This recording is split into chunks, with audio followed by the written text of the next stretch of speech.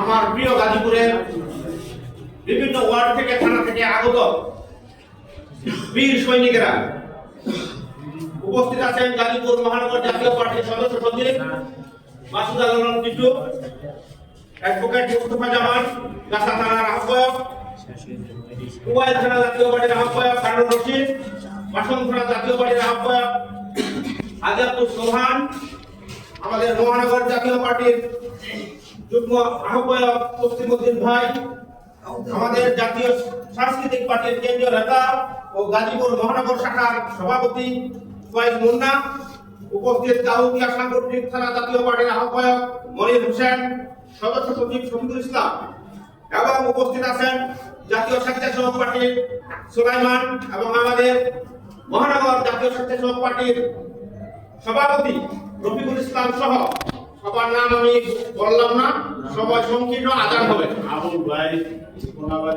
প্রিয় সাথীরা বন্ধুরা, আজকে আমরা একটা সময় অতিক্রান্ত করছি।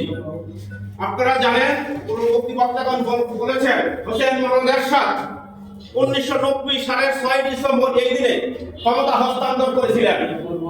তিনি কি ক্ষমতা আঁকড়ে ধরার জন্য মানুষকে হত্যা করেছিলেন কিনা আপনারা বলেন? তিনি কি পুলিশকে গুলি চালানোর নির্দেশ দিয়েছিল?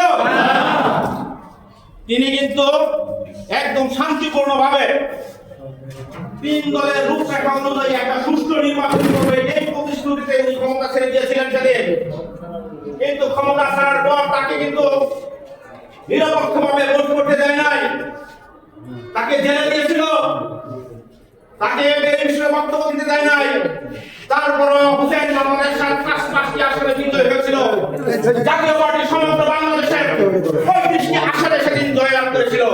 সেদিন সঠিক নিরপেক্ষ আবার যদি জাতীয় পার্টির জন্য ভোট হতো, আমি বিশ্বাস করি সেদিন জাতীয় পার্টি ক্ষমতায় যেত।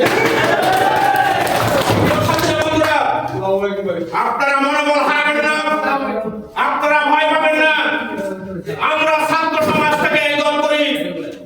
1990 পরবর্তী সময়ে আমাদের উপর অনেক অত্যাচার নির্যাতন এসেছিল, আমরা ভয় পাই নাই, আমরা ঘরে বসে থাকি নাই। আপনারা যারা আজকে এখানে এসেছেন, আপনারা জাতীয় পার্টির প্রকৃত সৈনিক, আপনারা জিয়াউর কাদেরের প্রকৃত সৈনিক।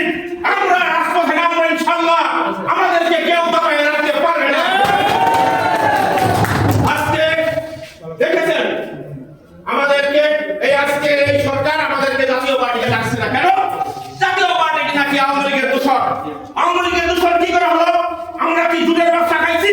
আমরা কি আওয়ামী লীগের থেকে সুবিধা নিছি? আমরা কি করে আমরা ওদের দোষর হব? আমরা সবসময় আওয়ামী লীগের দুঃশাসনের প্রতিবাদ সবসময় করে এসেছি। আজকে আমাদের উপর বৈষম্য করা হচ্ছে বলে আমরা বিশ্বাস করি। প্রিয় সাথীরা বন্ধুরা, আজকে একটা কথা বলতে চাই, আপনারা জাতীয় ঐক্য করছেন, সেই বাংলাদেশের নিবন্ধিত 42টি পার্টি, সেখানে আপনারা 15টা 17টা নিয়ে আপনারা ওই ঐক্য করতে চান। জাতীয় পার্টির লক্ষ লক্ষ